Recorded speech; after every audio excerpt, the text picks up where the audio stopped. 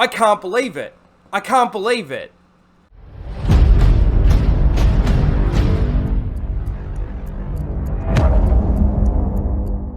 G'day guys and welcome back to Raging Rhino. Alright, it's time for episode 11 of The Bad Batch called Devil's Deal. Now we left last week's episode with the Bad Batch rescuing a separatist senator and of course bringing that bounty essentially back to Sid. I don't know where that went in regards to money or anything, and we probably won't even see any of that anyway. And of course, Omega winning her strategy games, clearing their debt with Sid, which is a ridiculous debt in the first place. Then right at the end, of course, playing Hunter in one game to see if Omega will ever miss another mission, which clearly she will have won. So let's see where this episode takes us. We've got 6 episodes left, including this one, to clear out the season, and we'll see where it goes. I still don't know what this entire show is honestly supposed to be about. I predict that in these last couple of episodes, we're going to see the character of Kanan Jarrus again, who's going to sound like a 30-year-old man in a 15-year-old's body, but we'll see again where that goes. But without further ado, let's watch this episode. Twilix. We're going to get a cameo of Hera. Everything all right, bet? General? What a shame your daughter is not here to share in this. Hera has other interests, Admiral. Yeah, well, at least we get a name drop. I know Hera! Anything suspicious yet? Let me take a look. Ah! There she is. Chop. Nothing looks out of the ordinary. And Chopper. Just a mining facility. Oh my god, it's Hera! They told us to stay and gather. Is that how I'm supposed to react? What has this got to do with the Bad Batch? What, Crosshairs there? Not hunting down the other guys? Are you even going to fucking see the Bad Batch in this episode? Yes, she likes to fly. I've already reached out to my contact to acquire more. Oh, is that contact Sid, by any chance? I won't report this, but it can't happen again. I assure you it won't. Thank you, Hauser. Shouldn't Hauser's chip What were you make doing him out there? actually have to report I this? already told you. We agreed to disband Feels like an when the episode of The time came. Rebels. What was the point of... It's like a Hera still Syndulla dream origin of flying? story.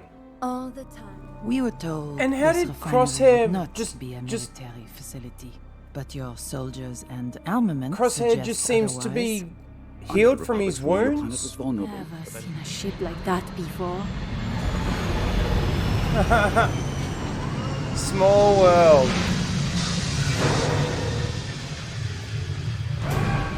Surprise, surprise, the contact was Sid. Now this Sid really has a far reach. You sure know a lot about this. Oh, she Do you sure fly? does. No. Good luck. So there's a future connection for Hera and Kind Omega. of strange. Why is Tar so on the Imperial side? I thought he was... I didn't... We have to contact the General. Even in their own canon, their books, Smuggling weapons. I didn't think that Tar was ever that much of an Imperial. Retconning more characters. Thank you for playing your part, Senator.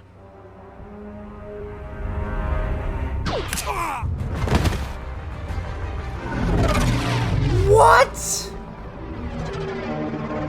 Jump out! Get Hera out of here! This better take place after the novel Master and Apprentice. What? No, they've, oh my god. Okay, wow. This episode is so left field. I don't even know where to start. There's no Bad Batch. You get literally about a minute of dialogue and appearance from the Bad Batch. Crosshair's there, who's no longer injured from being burnt from a fucking engine from a fucking starship. And Orn Free Tar, they assassinated Orn Free Tar. Now, to me, this sounds like this takes place, the events of this take place well and truly before the events of the novel Master and Apprentice. And he plays a massive role in that book. And they've completely retconned that and just killed him. I can't believe it. I can't believe it. It's a complete filler episode because it tells no story about the Bad Batch. You may as well wipe out this name and put Star Wars Bad Rebels. There you go. There's the title of this episode. It was all about Hera Syndulla not yet being a pilot. Obviously, she's now escaped and her father and her mother have been arrested. This episode, wow. Fucking hell. Dave Filoni and oh my god. Oh my god. I mean, if I'm wrong about the timeline and when this takes place and one of you out there knows, let me know, please. In regards to when...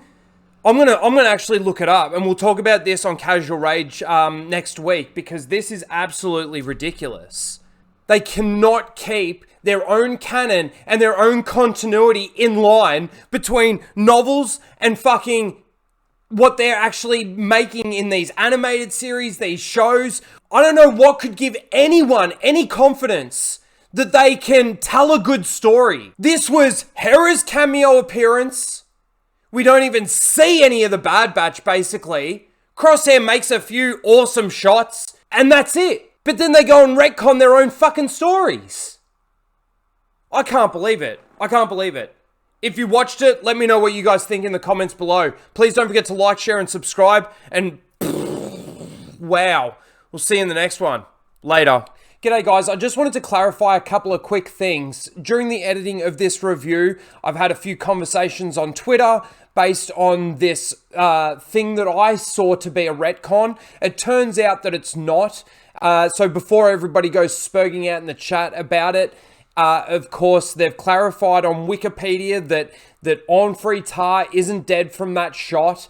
And of course, it actually references it in the episode back here, where he says here, arrest these insurgents for the attempted assassination. For the attempted assassination of Onfrey Tar. So it's an attempted assassination. But I want to show you the actual shot that takes place and how you can see, or how I could have seen, that they've actually assassinated him. I don't see how anyone could actually live a normal life after being hit with a shot like this to the head, but this is how I saw this shot.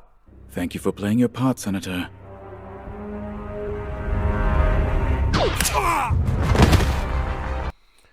So he clearly gets hit in the head from a sniper shot, blaster bolt, directly to the head. And I'm supposed to believe that he survives that. So you can understand my confusion in thinking that they've retconned the novel. Now, I will also point out, I got the name of the novel wrong. I was mentioning Master and Apprentice. Of course, it was actually Lords of the Sith, that Onfrey Tar has a massive role in that, and he plays a normal role as a normal senator. So I'm curious to see how he heals from this wound of being blaster bolted to the head. Just going back, there's one still shot of it there. I want to go back just a little bit further. There's another still shot of it there, where it actually makes the contact with his head. And I just flick through a little bit further there so you could see the cauterization of the wound at the back of the head there. Now, I'm supposed to believe that he's still alive after this, and even if he does survive this, that he's still able to administer his normal roles as the senator of Ryloth. So, okay, I was wrong. In my initial reaction, though, you can see how I can think that they've retconned it. Now, I did have a look at the timelines of the book in comparison to this, and of course, the events of this take place 5 years before the events of the novel Lords of the Sith. That takes place 14 BBY, and this scene here takes place 19 BBY. So, look, I'm happy to be wrong, but the point that I'm trying to make is when I'm watching this, it doesn't seem like I would be wrong to think that not many people could actually survive that. And even if they did survive it, are they still able to go about their normal day-to-day life without having some form of brain damage or something? But anyway, this episode, as I mentioned, was pretty much all about Hera. There was nothing really too much about the Bad Batch. Yeah, Crosshair made a few awesome shots, but that's about it. Anyway, like I said, I just wanted to clarify those couple of things. Let me know what you guys thought in the comments below. Please don't forget to like, share, and subscribe, and we'll see you next week. Later, guys.